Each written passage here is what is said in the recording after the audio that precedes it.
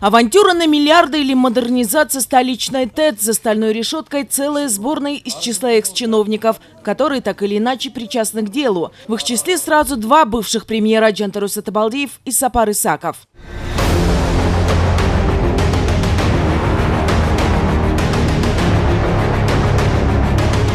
Свердловский райсуд на неделе выслушал очередных свидетелей. Один из них, бывший сотрудник электрических станций Нурлан Умуралиев, рассказал, что был ознакомлен со служебной запиской Сапара Исакова на имя Алмазбека Атамбаева, в которой говорилось, что получена нота от канцелярии МИДа Китая, и они настоятельно рекомендуют выбрать TBA и провести с ней обстоятельные переговоры на предмет снижения цены.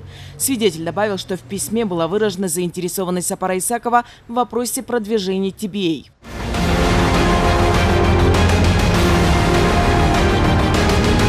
Ратификация болуп атканда жана нарушение процедур болгон. Получилась авария. Ремонт болгон жерде жарылат. $600 ачкычты көргөзүп койгоч, мен көрүндүгүм менен. Таких наборов 2 комплекта. Тергөөчүлөр фиксировать этип туруп кылмыш ишке кошуш керек. Сапар Исаков лоббировал интересы компании. TBA заключила и депутатская комиссия, расследовавшая дело. Никакого детального расчета и сметной стоимости по реконструкции ТЭЦ не было. Более того, не проводился даже тендер. Первые переговоры с китайской компанией TBA о модернизации ТЭЦ начались, когда Сапар Исаков был замом рукаппарата президента и заведовал отделом внешней политики. Согласно отчету депутатской комиссии, он встречался с представителями компании TBA 18 раз. Ким күнөөлүү деген суроо болот. Ал жерде күнөөлүү ошол жерде иштеген кызматкерлер. Ал нерсеге күнөөлүү өкмөт. Аны тартынбай эле айтыш керек. Завышение цен, существенное завышение цен болгон на оборудование. Получается, обещали полную реконструкцию, получилось частичная, всего лишь 30%. Обещали бесперебойную подачу тепла, получилась авария в тот же год после реконструкции. Ал камераларга базар баасы менен $1000, $2000 тегерегинде камералар. Элди кантип алдап атасыңар? Кайсы бетиңер менен алдап атасыңар? $54 000 бир кондиционерди алат деген бул эмне деген шумдук? Сапар Исаков, именно он был одним из основных ключевых фигур. Именно он отправлял письма президенту Атамбаеву о том, что необходимо заключить договор с китайским банком Эксимбанк и китайской компанией TBI. Но здесь нужно отметить то, что именно ни президент, ни заведующий отделом внешней политики администрации президента, они не имели права вмешиваться в хозяйственную деятельность правительства.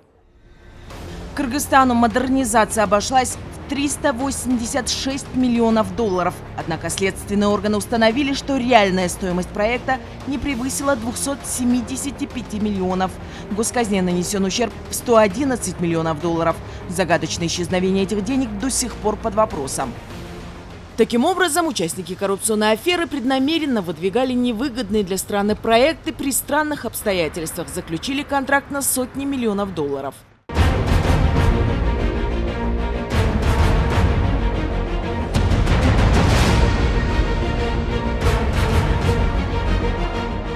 Модернизацию ТЭЦ Бишкека чиновники воспевали в один голос, говорили, что теплоэлектроцентраль стала почти новой и обновлена по последним стандартам. Но красивыми оказались лишь слова. А столичная ТЭЦ не выдержала даже первых морозов. В лютые морозы из строя вышло теплоснабжающее оборудование. Как выяснилось позже, на баснословные деньги чиновники отремонтировали лишь часть теплоэлектроцентрали, а реконструкция проведена сомнительного качества. Зато власть имущие, ничуть не смутившись, отчитали, что значительную сумму денег потратили на оборудование. Но никто не удосужился объяснить, почему же оборудование не покупали в несколько раз дороже рыночной стоимости. К примеру, реальная стоимость вакуумных насосов $200 000, а они якобы были приобретены за $714 000. Две турбины, максимальная стоимость которых не превысила бы 22 миллионов, куплены за 25.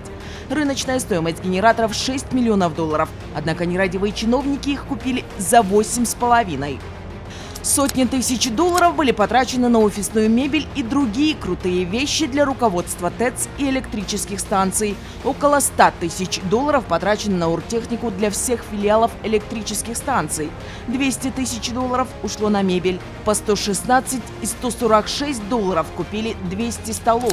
Стоимость стульев колеблется от 36 до 130 долларов. Их приобретено около 1500. Начальство решило заменить и шкафы. Их стоимость варьируется от 174 до 326 долларов.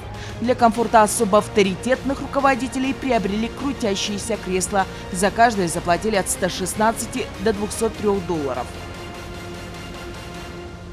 Дело в том, что согласно межправительственному соглашению между Эксимбанком и Министерством финансов Кыргызской Республики, все средства с 386 миллионов долларов должны были поступить на счет Министерства финансов. Но ни один доллар не поступил. Реконструкция ТЭЦ не дала ожидаемых результатов, а Кыргызстан вместе с процентами задолжал Эксимбанку Китая почти $500 миллиарда, которые должен выплатить к 2033 году. А срок эксплуатации ТЭЦ, продленный за счет ремонта, немногим больше, чем срок выплаты займа. Бермет Куманбекова, Руслан Сабатаров, Алату 24. Итоги недели.